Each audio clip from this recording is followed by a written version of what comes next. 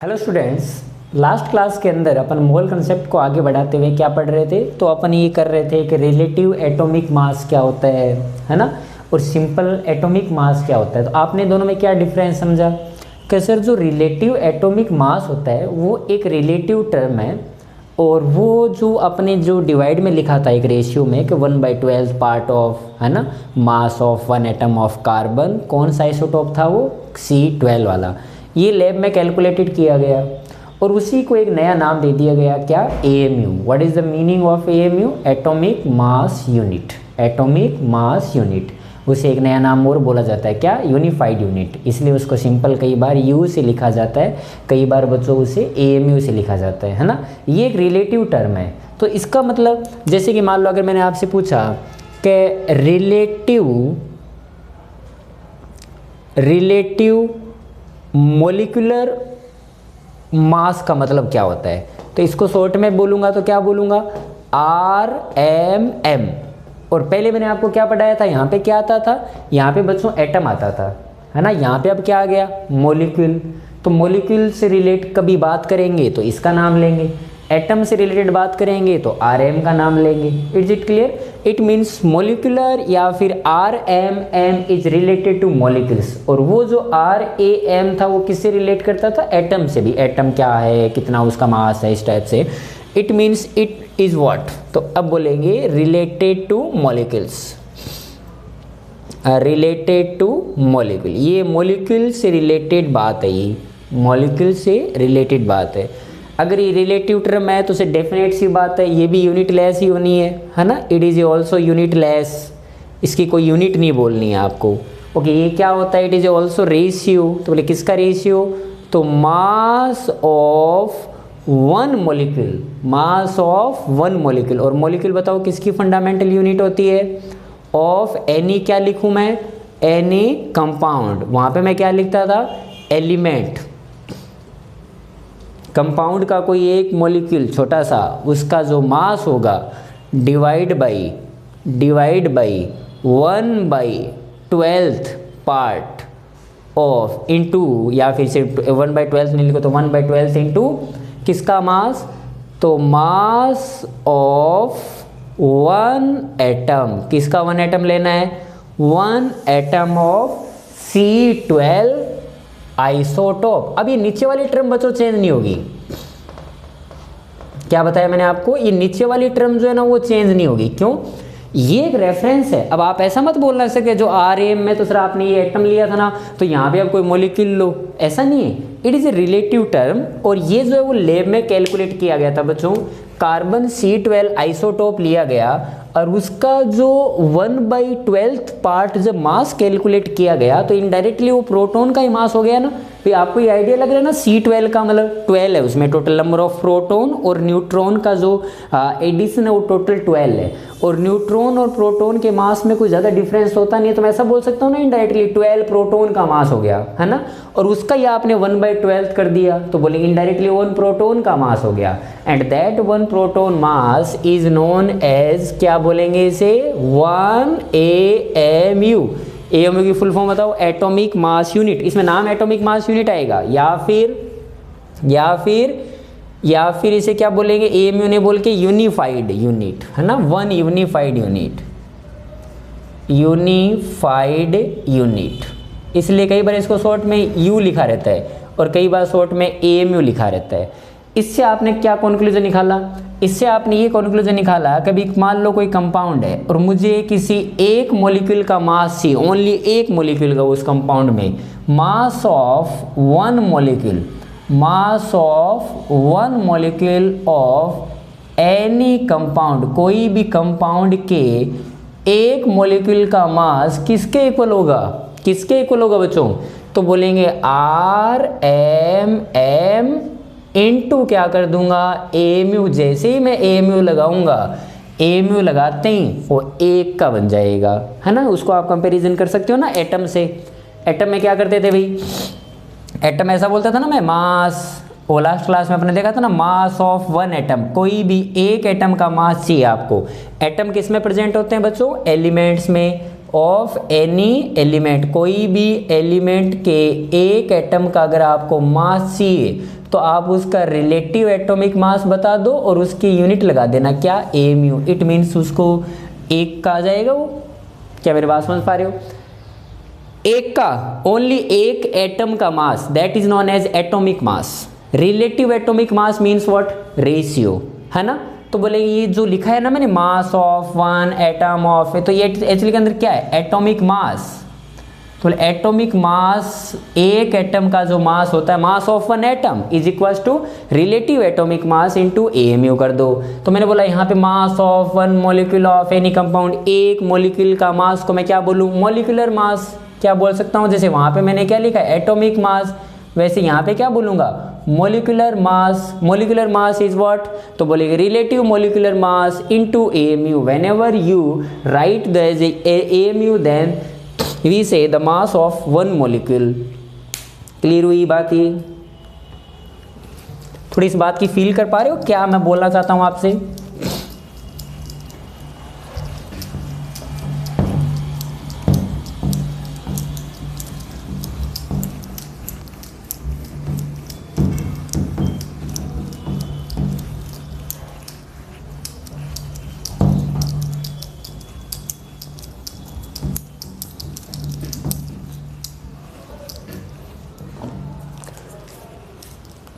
देखो मेरा ये कहना है कि इस टाइप से सोचो कि ये एक पानी का गिलास, ठीक है ना, इसमें कौन है बच्चों, H2। H2 is what, compound, ठीक है ना। इसमें H2 में क्या होंगे, बहुत सारे छोटे छोटे H2O के मॉलिक्यूल्स प्रेजेंट होंगे, है ना। ये सब H2O के मॉलिक्यूल्स प्रेजेंट है मान लो। मैं ये चाहता हूं कि मुझे किसी एक H2O का मास चाहिए। क्या चाहिए मुझे, एक H2O का मास ऑफ वन H2O मॉलिक्यूल। एक H2O मॉलिक्यूल जो होगा, एक अणु जो होगा, उसका कितना मास आएगा। तो आप कैसे पता करोगे, तो बोलेंगे सर H2O का अपन को रिलेटिव मॉलिक्यूलर मास मिल जाए ना, तो बस लास्ट में AMU ही तो लगाना है, बाकी तो कुछ करना ही नहीं है। तो ओके, और जो रिलेटिव आप मॉलिक्यूलर मास कैलकुलेट करोगे तो करोगे किससे, तो सभी इंडिविजुअल एटम का जोड़ देना। हाइड्रोजन का मैंने आपको कल कितना बताया था, रिलेटिव मॉलिक्यूलर मास कैसे कैलकुलेट किया जाएगा इसका। हाइड्रोजन का कल लिखाया था ना, कितना होता है 1, कितने हाइड्रोजन है 2। ऑक्सीजन का कितना लिखाया था 16, टोटल मिला के कितना हो गया 18। 18 व्हाट, 18 के आगे यूनिट लगाओगे क्या, नहीं। रिलेटिव मॉलिक्यूलर मास H2 का कितना होता है बच्चों 18। ओके, आपको क्या चाहिए एक का ना, तो बोलेंगे कुछ चेंज नहीं करना, 18 AMU। जैसे ही मैंने AMU लिखा तो इसका मतलब क्या होता है, एक H2O का सर एक जो छोटा सा मॉलिक्यूल है उसका मास ये आया है। ठीक बात है। अगर मान लो मैं यहाँ पे कुछ मॉलिक्यूल्स लिखूँ तो आप एक साथ मुझे ऐड कर दोगे। जैसे मान लो मैं यहाँ पे मॉलिक्यूल लिखा, यहाँ पे आपको मुझे बताना है रिलेटिव मॉलिक्यूलर मास। उनके क्या बताना है, रिलेटिव मॉलिक्यूलर मास। चलो बताओ H2SO4 का कितना होगा, HNO3 का कितना होगा, H3PO4 का कितना होगा, CO2 का कितना होगा, कैल्शियम कार्बोनेट का कितना होगा, Na2CO3 का कितना होगा, NaHCO3 का कितना होगा, है ना। आपको क्या करना है बच्चों, सभी के इंडिविजुअल आपको याद होने चाहिए, आपको सिर्फ ऐड करना है। चलो देखो, एक हाइड्रोजन का कितना 1, तो दो हाइड्रोजन का कितना 2, सल्फर का कितना बच्चों 32, ऑक्सीजन का कितना 16, कितने टाइम्स है 4 टाइम्स, तो 16 64। ठीक है, और ये कितना हो जाएगा 98। तो अपन क्या बोलेंगे, H2SO4 का रिलेटिव मॉलिक्यूलर मास सर 98 होता है। और अगर मैंने पूछा होता H2SO4 का एक मॉलिक्यूल का मास कितना होगा, तो सर बोलेंगे 98 AMU। दैट्स इट, है ना।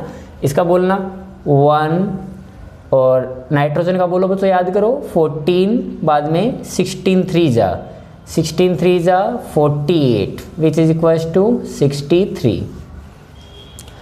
H3PO4 हाइड्रोजन का कितना होता है 1 × 3 प्लस फॉस्फोरस का कितना होता है 31 ऑक्सीजन, ऑक्सीजन का कितना होगा 16 इंटू 4, 16 इंटू 4, ओवरऑल कितना हो जाएगा ये, हाँ ये हो गया देखो बच्चों 16 32 64 और ये 34, तो ये भी 98 हो गया ना, ये भी कितना हो गया 98 हो गया।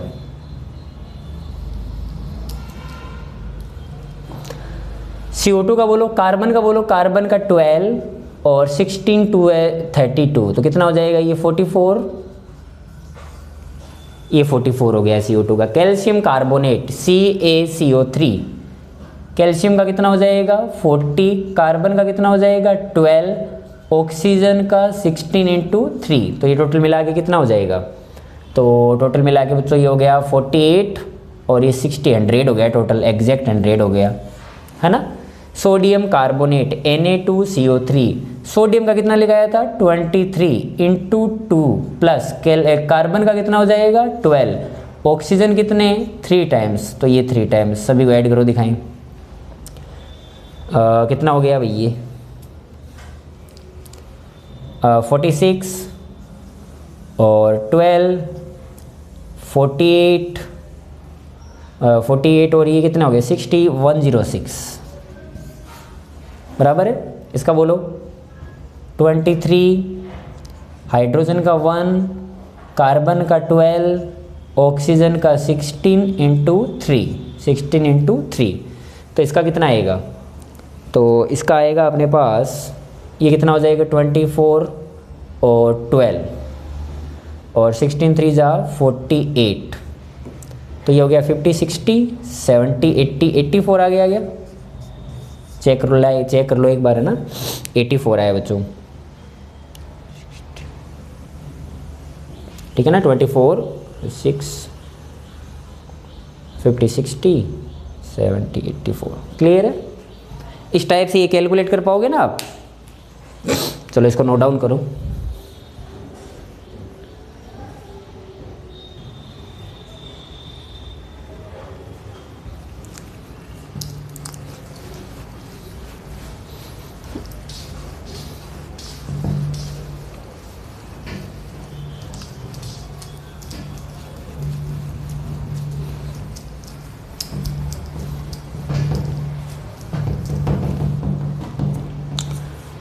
ओके बच्चों, आपको ना कुछ कैलकुलेट करके लाने हैं, आप आज का ये होमवर्क मान लो ये अपने आप में, ठीक है ना। यहाँ पे मैं मॉलिक्यूल लिख रहा हूँ, आपको उसको रिलेटिव मॉलिक्यूलर मास कैलकुलेट करना है, ठीक है ना। ये अभी का होमवर्क है ये आपके लिए, कितने लिखूँ 10 लिख देता हूँ, चलो 1 NaOH का पता करना। NaOH का नाम होता है बच्चों कास्टिक सोडा, यहाँ पे सभी के पास में नाम भी लिख लो, कास्टिक सोडा जो कॉमन होता है ना उसका नाम लिख देता हूँ, इसे कास्टिक सोडा भी बोलते हैं। आपको इसका क्या पता करना है, रिलेटिव मॉलिक्यूलर मास। कैसे करोगे, सोडियम का, ऑक्सीजन का और हाइड्रोजन का ऐड करके दिखा देना मुझे, ठीक है। ओके, Na2SO4, Na2SO4 इसका आपको बताना मुझे रिलेटिव मॉलिक्यूलर मास बताना है, ठीक है। CaC2 इसका बताना है। ओके, उसके बाद में HCl का बताना है बच्चों, HCl का। अगर मैंने Cl का अगर आपको नहीं बताया ना तो आप लिख सकते हो कितना होता है 35.5 होता है बच्चों, ठीक है ना। एटॉमिक वेट 35.5 होता है ना relative atomic weight. 5th number पे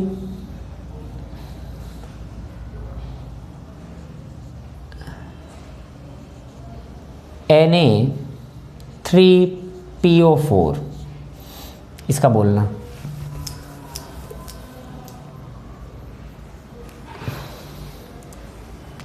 कार्बन मोनोऑक्साइड का बोलना C5H12 का बताना। मीथेन का बोलना, मीथेन का कितना होना चाहिए, क्लियर है। उसके बाद में आप मुझे बताना अमोनिया का कितना होना चाहिए, अमोनिया का। उसके बाद में बोलना N2O5 का कितना होना चाहिए। उसके बाद में NO2 का कितना होना चाहिए। ये 10 है आपके लिए। यहाँ पे आपको इनके रिलेटिव मोलिकुलर मास बताने, ठीक है ना, इनके कैलकुलेट करना। और सभी का आपको पता ही है, नाइट्रोजन का, ऑक्सीजन का, इंडिविजुअल कार्बन का, हाइड्रोजन का ना, तो कैलकुलेट करना सीखो।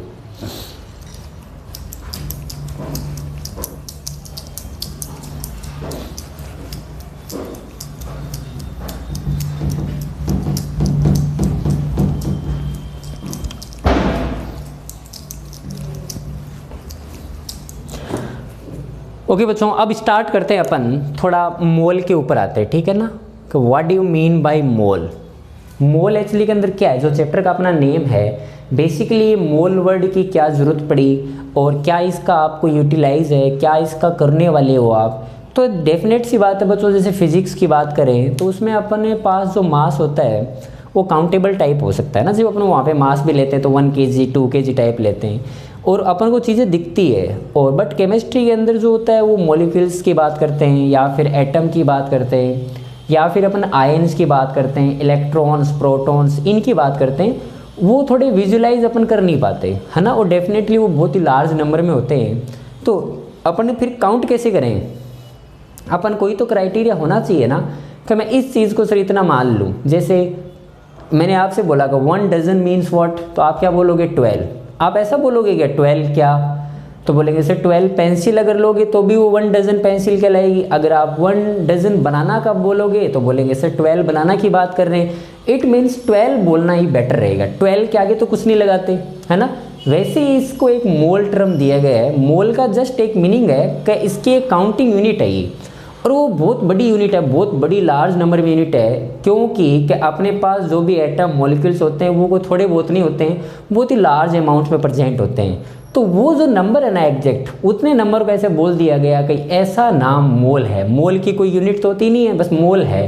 तो बोले डजन जैसा होता है ना वैसे ही आप उसको मोल समझो। बस डजन में 12 होते हैं ना, वैसे मोल में बहुत ज़्यादा नंबर होता है। अगर कोई उतना नंबर रखता है तो अपन ये बोलेंगे ये 1 मोल है। बोलेंगे क्या, कोई भी ले लो।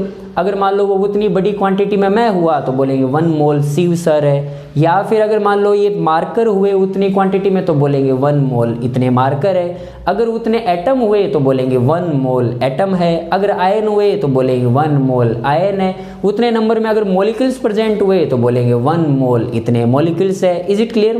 मोल मीन्स व्हाट, एक काउंटिंग यूनिट। इसका मतलब आपसे बोलेंगे मोल क्या है चलिए के अंदर, तो मोल एक यूनिट है जो अपने को एक नंबर बताती है, और उतने अगर नंबर में कोई होता है तो उसको अपन बोल देते हैं कि ये 1 मोल प्रेजेंट है। इट मीन्स जो वो मोल के नंबर है वो नंबर ये है बच्चों 6.023 इंटू 10⁻23। अगर यूनिट इतनी है किसी में, उसी चीज़ को बोल दिया जाता है कि ये 1 मोल है। कौन, तो बोलेंगे कोई भी हो सकता है। And that type of unit is discovered और examined by Avogadro. That's by reason इस नंबर को अपन क्या बोलते हैं, एवोगैड्रो नंबर भी बोलते हैं। एवोगैड्रो नंबर, कैसा नाम दिया गया है इसको, एवोगैड्रो नंबर। इसको शॉर्ट में क्या बोलते हैं, NA 6.023। इसको कई बार बच्चों यहाँ पे 2 लिखा रहता है, उससे आप ज़्यादा डिफरेंस क्रिएट नहीं कर सकते, वो तो एक ही बात है। क्लियर है। तो NA की वैल्यू क्या होती है, Avogadro number is what 6.023 into 10⁻23। अगर कोई इतने होते हैं तो अपन क्या बोलेंगे, ये 1 मोल प्रेजेंट है ना। जैसे अगर मान लो ऐसा हुआ 6.023 इंटू 10⁻23 एटम है। अगर इतने एटम है तो मैं क्या बोलूँगा भाई, मैं क्या बोलूँगा, मेरे पास क्या है, तो मैं बोलूँगा 1 मोल एटम प्रेजेंट है मेरे पास। क्या प्रेजेंट है, 1 मोल एटम प्रेजेंट है। लेट सपोज इतने नंबर में मेरे पास मॉलिक्यूल हुए। अगर इतने नंबर में मॉलिक्यूल हुए तो मैं क्या बोलूँगा, मेरे पास क्या है, 1 मोल मॉलिक्यूल है, 1 मोल मॉलिक्यूल है। क्या मेरी बात ठीक है। अगर मैंने बोला इतने नंबर में मेरे पास आयन हुए तो बोले आयन हुए तो मैं क्या बोलूँगा, 1 मोल आयन है मेरे पास, 1 मोल आयन है मेरे पास। इज इट क्लियर और नॉट। ओके, जैसे सिंपल सा इसका मीनिंग समझना। अभी अपन इसको डिफाइन कर दिए, पहले अपन डिफाइन नहीं कर पा रहे थे, है ना। जैसे मैंने आपको स्टार्टिंग में एक बात बताई थी कि Fe इज व्हाट, तो बोलेंगे sir Fe is an element. If this is an element then इस सीट के अंदर क्या होंगे बच्चों, बहुत सारे क्या होंगे, Fe होंगे, डेफिनेट से क्या होंगे इसमें, बहुत सारे Fe होंगे, and that Fe is known as what, atom. इसमें बहुत सारे क्या होंगे बच्चों, एटम प्रेजेंट होंगे। ये बात को मानते हो? लेकिन अगर मैंने बोला, आपसे पूछा गया कितने, तो सर हमें तो नहीं पता कितने, लेकिन मैंने ऐसा बोल दिया कि इसमें ना Fe जो है ना, Fe एटम, वो एटम कितने हैं, 6.023 इंटू 10⁻25 Fe के एटम प्रेजेंट है। मान लो इतना मैंने आपको बोल दिया, इट मीन्स एवोगैड्रो नंबर के बराबर है। तो आप क्या बोलोगे, तो अपन ये बोलेंगे कि 1 मोल Fe है सर, इसका मतलब 1 मोल है वो टोटल मिला के, उसमें इतने सारे अगर एटम प्रेजेंट है ना, तो 1 मोल Fe एलिमेंट है। क्या बोलेंगे, वो 1 मोल Fe है सर, वो टोटल मिला के कितने हैं उसमें, अगर Fe के एटम एवोगैड्रो नंबर के बराबर है तो कितने मोल है वो, तो बोलेंगे 1 मोल है वो। अब उसको यूनिट मिल गई है, मतलब यूनिट मिल गई है, मतलब थोड़ा उसको ऐसे कुछ क्वांटिटी टाइप मिल गई है कि उसको अपन बता सकते हैं ये कितना है। पहले अपन आइडेंटिफाई नहीं कर पा रहे थे कितना है कितना नहीं है, 500 है, 700 है, 700, कितने आयरन है। तो अब मगर मान लो मैंने बोल दिया कि एवोगैड्रो नंबर के बराबर है, इट मीन्स व्हाट, क्या है वो इसमें 1 मोल के इक्वल है बच्चों। क्या मेरी बात ठीक है? सेम केस जैसे कि मान लो ये H2O की बात करते हैं, ये मान लो बच्चों इसमें H2O के मॉलिक्यूल्स होंगे बहुत सारे, ये बात तो मानते हो, इसमें कौन होंगे, H2O के मॉलिक्यूल्स होंगे, बहुत सारे मॉलिक्यूल्स होंगे ऐसे। तो मैंने बोला मॉलिक्यूल्स तो बहुत सारे तो होंगे, लेकिन वो कितने होंगे, तो मान लो अगर मैंने बोल दिया आपको कि इसमें ना Na के नंबर जो है ना, Na नंबर के इक्वल क्या है, H2O के मॉलिक्यूल है, H2O के मॉलिक्यूल है, जितने होने चाहिए। तो अगर इतने हैं तो आप तुरंत क्या बोल दोगे, इस बीकर में क्या है बच्चों, इस बीकर में 1 मोल H2O प्रेजेंट है, इस बीकर में क्या है, 1 मोल H2O प्रेजेंट है। क्या मेरी बात क्लियर हो पाई है ना? तो बोलेंगे चाहे वो मॉलिक्यूल हो, चाहे वो आयन हो, चाहे वो एटम हो, या फिर कोई दूसरी एंटिटीज हो, मान लो प्रोटॉन, कोई भी हो, अगर कोई इतने नंबर में प्रेजेंट है ना, इसका मतलब सीधी सी बात है कि उसकी क्वांटिटी 1 मोल कंसिडर की जाएगी। अब चलो मान लो मैंने आपसे पूछा कि अगर मैं ऐसे बोला कि 6 बनाना का मतलब डजन में कितना होगा, तो बोले हाफ डजन। तो आपने कैसे निकाला बच्चों? अगर मैंने बोला कि 24 बनाना का मतलब, तो बोलेंगे सर 2 डजन। ये निकाल कैसे रहे हो आप, हाफ आना 2 आना, ये कैसे कर रहे हो आप? जस्ट डिवाइड ही तो कर रहे हो, 1 डजन में कितने होते हैं, है ना? मैंने बोला 6, आपने बोला तुरंत हाफ डजन, वो हाफ कैसे आया होगा, 6 डिवाइड बाई 12 किया होगा आपने डेफिनेटली, तभी आप आया होगा। मैंने बोला 24 बनाना है, कितने डजन है, आपने बोला 2, तो 2 कैसे आया होगा, डेफिनेट सी बात है 24 डिवाइड बाई 12 किया होगा तभी 2 आया होगा। Is it clear? तो इसका मतलब अगर मान लो मेरे पास कोई पार्टिकल्स है या फिर कोई यूनिट है, वो इतनी नहीं है, मान लो कोई अलग है, तो मैंने बोला वो कितने मोल है, तो बोलेंगे 1 मोल में कितने होते हैं, इतने। तो बोलेंगे n नंबर अगर पार्टिकल है तो कितने मोल होंगे, तो divide by this. Is it clear? जैसे एक अपने एक्चुअली के अंदर एक मोल का फॉर्मूला बनाना चाहते हैं, वो क्या होना चाहिए,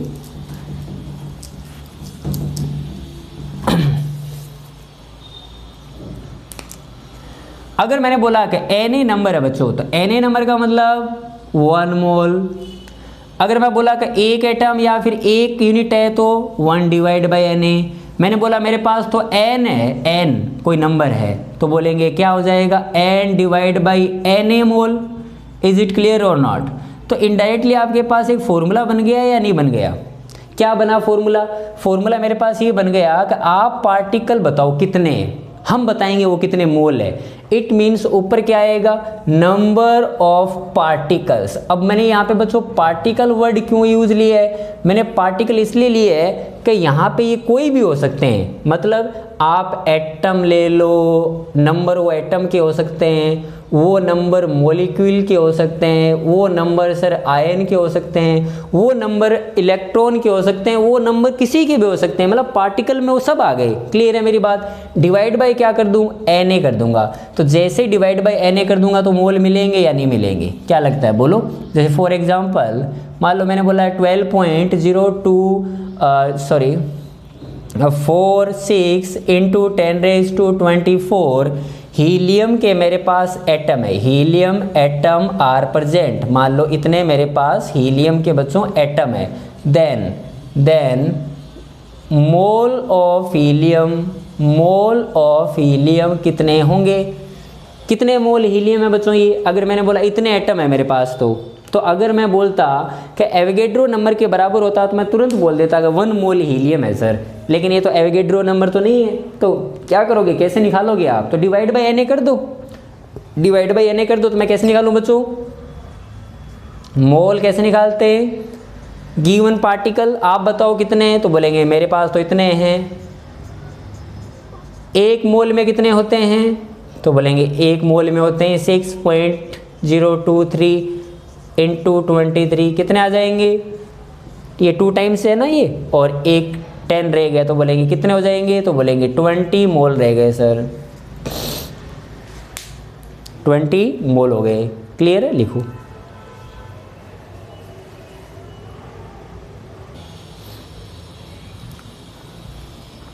लिख लिया बच्चों।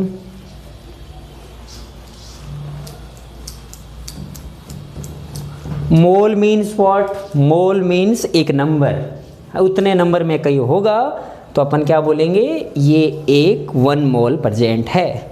वो नंबर क्या कहलाता है, एवोगैड्रो नंबर। तो अगर कभी मैं आपसे मोल कैलकुलेट कराऊं तो आप बता दोगे,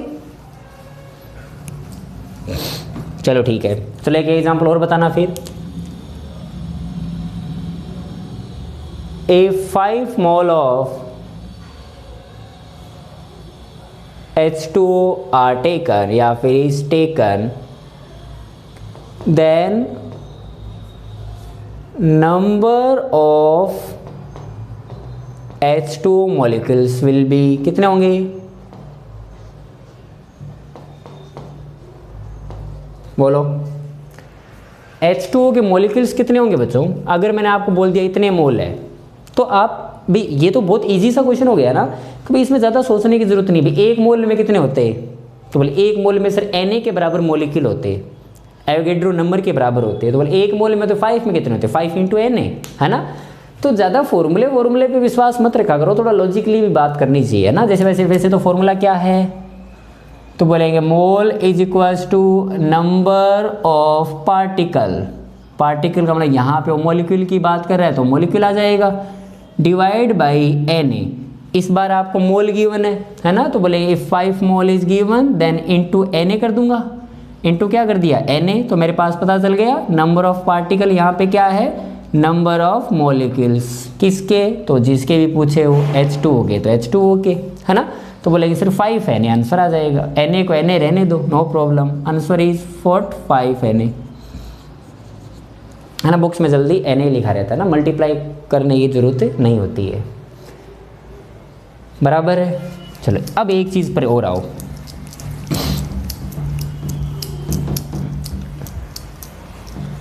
इससे मैं आपसे एक क्वेश्चन पूछता हूँ एक, है ना, उसी से अपन करेंगे आगे। कभी मैंने एक बीकर लिया बच्चों, मान लो ऐसा, इस बीकर के अंदर है ना मैंने बहुत सारे सल्फर लिए, क्या लिए मैंने, सल्फर, ओके, एस लिया। अब मुझे आप ये बता सकते हो क्या कि एक सल्फर का मास कितना होगा, एक सल्फर एटम का मास ऑफ 1 सल्फर एटम कितना होगा बच्चों, कितना होगा बोलो, 32 बस, या AMU, 32 AMU सर, क्योंकि AMU अगर आप किसी के भी आगे लगा दोगे तो वो फिर 1 की बात करना स्टार्ट कर देगा। इसमें सल्फर से बहुत सारे, मैंने किसी एक सल्फर को उठाया और उससे पूछा कभी कितने हैं मास इसका, तो भाई सल्फर का कितना बच्चों याद है, 32, रिलेटिव उसका एटॉमिक मास कितना है, 32, और इसके आगे मैंने क्या लगा दिया, 32 AMU, सर मैंने क्या कर दिया, 32 AMU, ओके। अब मैंने बोला कि इसमें एक सल्फर का मास 32 AMU है, इसमें सल्फर कितने हैं, तो सर मुझे नहीं पता कितने। मैंने क्या किया, ऐसे डालता गया, ऐसे प्रैक्टिकली सोचो, मैं डालता गया इसमें सल्फर डालता गया, लेकिन जब तक डालता गया, जब तक कि वो क्वांटिटी किसके इक्वल नहीं हो जाए, तो मान लो Na के। इसका मतलब इस बीकर में आपने Na सल्फर डाल दिए, तो Na सल्फर डाल दिए मतलब इनडायरेक्टली आपने क्या कर दिया, तो बोलेंगे इनडायरेक्टली मैंने ये बता दिया कि 1 मोल ऑफ सल्फर है, इसमें 1 मोल ऑफ सल्फर है। अब मुझे क्या चाहिए, एक सल्फर का मास आपको पता है, पूरे बीकर में कितने Na सल्फर है, तो टोटल मास कितना हो जाएगा, तो वो जो टोटल मास आएगा वो किसका आएगा, 1 मोल सल्फर का आएगा या नहीं आया, तो बोले आया बिल्कुल। तो अगर मैंने आपसे पूछा मास of 1 mole sulphur, 1 mole sulphur atom का मास कितना होगा, एक एटम का तो आपने बता दिया 32 होता है, 1 मोल अगर मैं एक साथ ले लूँ तो उसका मास कितना आना चाहिए, तो आपका आंसर ये आएगा सर 1 का इतना होता है तो Na से मल्टीप्लाई कर दो ना, क्योंकि Na अगर आप मल्टीप्लाई कर दोगे तो इतना नंबर 1 मोल होता है, तो आपको 1 मोल का मास मिल जाएगा। ये बात सही है या नहीं है? ओके चलो मल्टीप्लाई करते हैं बच्चों। 32 इंटू AMU का मतलब क्या, what do mean by AMU? Just proton का मास, जस्ट प्रोटॉन का मास। तो ग्राम में चाहिए तो कितना लोगे, 1.67 इंटू 10⁻²4 किस में लिए मैंने, ग्राम में, इंटू एवोगैड्रो नंबर किसे बोलेंगे, तो बोले एवोगैड्रो नंबर है 6.023 इंटू 10⁻23। क्या बात ठीक है? आप बच्चों ये जो इतनी क्वांटिटी है ना ये वाली, इसको मल्टीप्लाई कर लो चाहे कैलकुलेटर से। आप थोड़ा रफली भी सोच लो, ये 23 है, ये 10⁻23 है, तो ये कैंसिल हो जाएगा पूरा, बस 10⁻1 रहेगा, और 10⁻1 से इसको मल्टीप्लाई करूँगा तो क्या बन जाएगा, 0.16 के आसपास रहेगा। ओके 0.16 के आसपास रहेगा, मतलब बाद में ये कितना है बच्चों, तो बोलेंगे ये है 6.023, इससे इसको मल्टीप्लाई कर दो। तो जैसे इसको मल्टीप्लाई करोगे, इसको पूरा कैलकुलेट कर लो ना, पूरा कैलकुलेट मैं आपको कैसे समझाऊँ इसको, 10⁻1 रहेगा ये, है ना भाई। जैसे ऐसे थोड़ा और आपको देखो, कई बार क्या होता है बच्चों, फिजिकल में इतनी कैलकुलेशन नहीं करनी होती है, आपको ऑप्शनों का आइडिया भी लगाना होता है। आपको थोड़ी बहुत तो बेसिक मैथमेटिक्स पढ़ी हुई है, तो ये 10⁻24 और 10⁻23 यहाँ पे कितना रह गया, 10⁻1 रह गया या नहीं रह गया, रह गया। तो इससे मल्टीप्लाई करो चाहे इससे कर लो, चलो इससे कर लो और बेटर रहेगा। तो इससे जैसे ही करोगे तो ये कितना हो जाएगा, 1 पॉइंट पीछे आ जाएगा, 0.6 हो गया। अब क्या रह गया आपके पास, तो आपके पास रह गया 1.67 इंटू 0.6 रह गया। ये रहा या नहीं रहा? तो अगर मान लो मैं 0.6 को 1.6 से मल्टीप्लाई कर रहा हूँ, तो मेरी बात समझ रहे हो क्या कर रहा हूँ? चलिए इसको मल्टीप्लाई करके देख लो, चाहे वो 1 के आसपास ही आएगा। क्यों आएगा? 1.6 को अगर मैं 1 से मल्टीप्लाई करता तो 1.6 आता। आप 0.6 से मल्टीप्लाई करो, मतलब कम से मल्टीप्लाई करो तो वैल्यू कम होती जाएगी, ऑलमोस्ट 1 रह गया। इसका मतलब ये बच्चों 1 होता है। और ये बात आप याद भी रखना कि एक्चुअली के अंदर क्या है कि 1 AMU को और Na की जो वैल्यू को अगर आप मल्टीप्लाई कर दो ना, वो 1 ही आता है। तो आपने क्या चीज़ नहीं सीखी, तो आपने ये सीखी कि 1 AMU इक्वल्स टू 1/Na। इसका मतलब ये दोनों अपोजिट होते हैं, ये तो सीखा आपने। लेकिन इसकी कोई यूनिट नहीं थी, इसकी यूनिट थी जो कि ग्राम थी, क्योंकि AMU एक प्रोटॉन का मास है तो उसकी तो आएगी ग्राम में, इसकी कुछ नहीं था। तो इनडायरेक्टली क्या मिल गया, ये तो 1 हो गया पूरा, लेकिन एक यूनिट छोड़ गया, that is known as gram, that is known as gram. इसका मतलब एक बहुत ही खूबसूरत अपने कंक्लूजन निकाल दिया कि अगर आप सल्फर का रिलेटिव एटॉमिक मास पूछोगे तो कितना बोलेंगे, 32, only 32, there is no unit. अगर मैंने पूछा कि सल्फर का एक एटम का कितना होगा, तो आपका आंसर आना चाहिए 32 AMU। अगर मैंने पूछा 1 मोल सल्फर का कितना आना चाहिए, तो बोलेंगे 32 ग्राम। इसका मतलब जब भी आप रिलेटिव एटॉमिक मास की यूनिट AMU नहीं लगा के ग्राम कर दोगे ना, जैसे ही ग्राम यूनिट आई तो अपन इनडायरेक्टली क्या बोलेंगे कि ये 1 मोल की बात करना स्टार्ट कर दी है। क्या मेरी बात ठीक है? ओके, तो एक नया कंक्लूजन क्या निकला, नया कंक्लूजन बच्चों ये निकला, और इसे बोलेंगे क्या, है ना, उससे अपन बोलेंगे 1 मोल के मास को बोलते हैं बच्चों मोलर मास, मोलर एटॉमिक मास। इसे ये भी नाम दे सकते हैं अपन, 1 मोल का एटॉमिक मास। मोलर का मतलब 1 मोल, या फिर इसको कई बुक्स में ऐसे भी लिख सकते हो आप, क्या, gram atomic mass. Gram atomic mass का मतलब यही होगा, कभी ग्राम में एटॉमिक मास, तो ग्राम में एटॉमिक मास तो मोल का ही लेते हो ना, तो वो क्या होता है, दोनों में से कोई भी बात बोलो, बस ग्राम लगा देना। रिलेटिव एटॉमिक मास जो भी होगा इनटू क्या कर देना बच्चों, ग्राम, बस यही होता है। तो ये क्या कहलाएगा, 1 मोल का, है ना। रिलेटिव या gram atomic mass is what, mass of 1 mole. Mass of 1 mole of atom. एक मोल एटम का एक साथ मास होता है ना, उसके आगे अपन क्या लगाते हैं बच्चों, gram. That is known as molar mass, molar atomic mass, अगर एटम है तो। और इसकी जगह अगर मान लो मैं अगर मॉलिक्यूल्स की बात करता ना, तो आप शायद अब समझ चुके हो। जैसे कि मान लो लेट सपोज इसमें मैं ना H2SO4 लेता, बहुत सारे H2SO4 के मॉलिक्यूल्स लेता, और मैं आपसे पूछता कि मुझे ना एक H2SO4 एटम बोलूँ या मॉलिक्यूल, तो बोले इस बार से मॉलिक्यूल वर्ड आएगा, तो मेरे को एक H2SO4 मॉलिक्यूल का चाहिए, तो बोले इसका कितना होता था 98, आपने निकाला था ना। तो अगर 98 के सफिक्स में मैं AMU लगा दूंगा तो 1 मॉलिक्यूल का आएगा। ओके, मैं एक मॉलिक्यूल का मेरे पास पता है, मैं चाहता हूँ 1 मोल H2SO4 अगर एक साथ लिया जाए तो कितना मास होगा, तो डालते जाओ H2SO4 के मॉलिक्यूल्स इसमें डालता गया जब तक कि Na के बराबर वो नहीं हो गया। जैसे ही Na के बराबर हुआ मैं तुरंत बोल दिया कि अब कितना हो गया बच्चों, 1 mole of H2SO4, 1 mole H2SO4 हो गया। मुझे चाहिए उसका मास, किसका, 1 मोल H2SO4 का। मास of 1 mole H2SO4 molecule, 1 mole H2SO4 का मास एक साथ चाहिए। तो क्या करूंगा, 32 नहीं करके यहाँ पे कितना आएगा बच्चों, इस बार आएगा 98 AMU इंटू Na करूंगा, वो सेम ही आएगा। ओके, यहाँ पे बस क्या आ जाएगा, 98 आ जाएगा।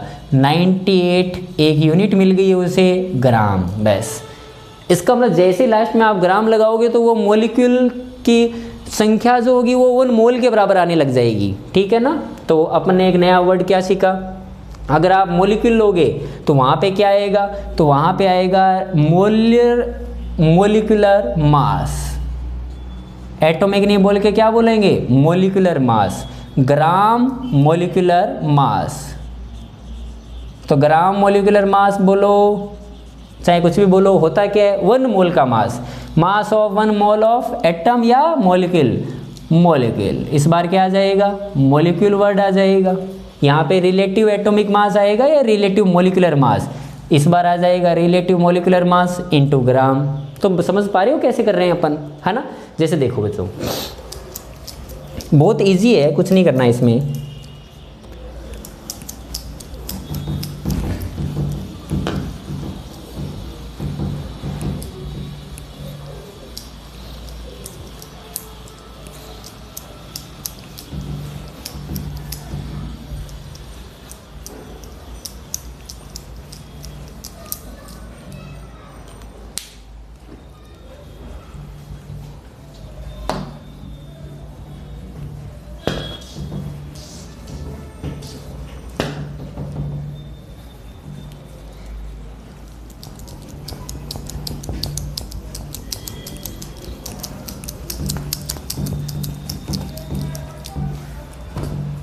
चलो सिंपल सा एक क्वेश्चन पूछता हूं।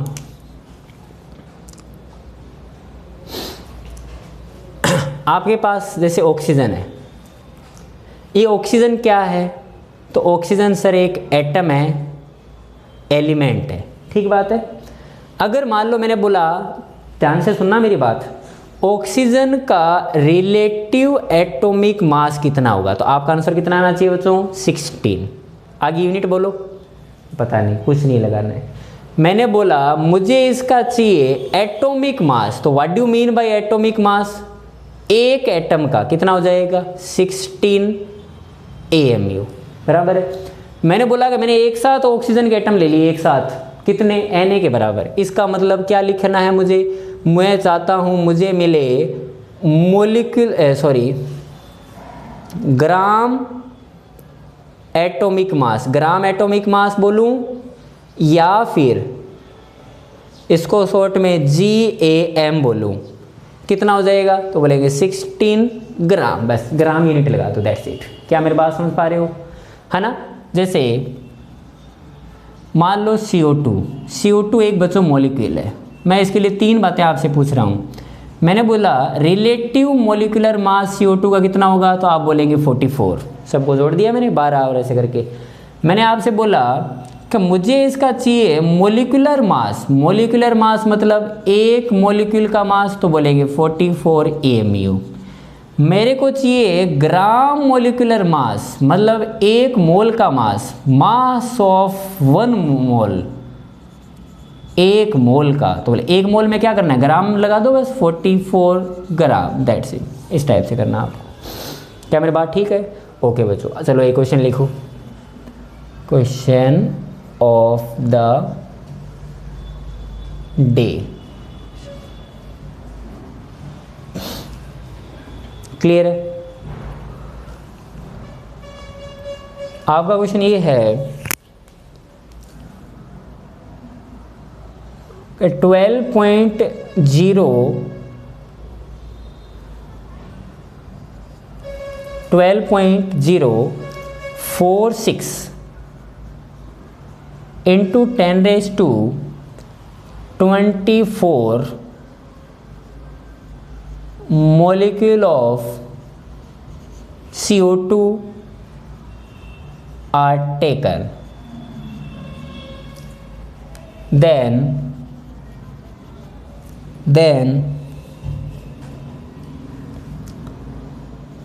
3.013 into 10 raised to 23 molecules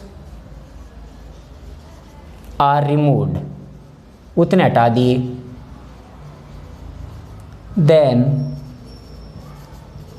how much moles are left? How much mole of HCO2 are left in beaker? This is the question of the day। पहले बच्चों इतने मॉलिक्यूल थे CO2 के, इतने मॉलिक्यूल उसमें से हटा दिए गए, इतने कम कर दिए गए, तो फाइनली उसमें कितने मोल बच गए होंगे फाइनली, है ना। This is the question of the day. चलो बच्चों, thank you all of you.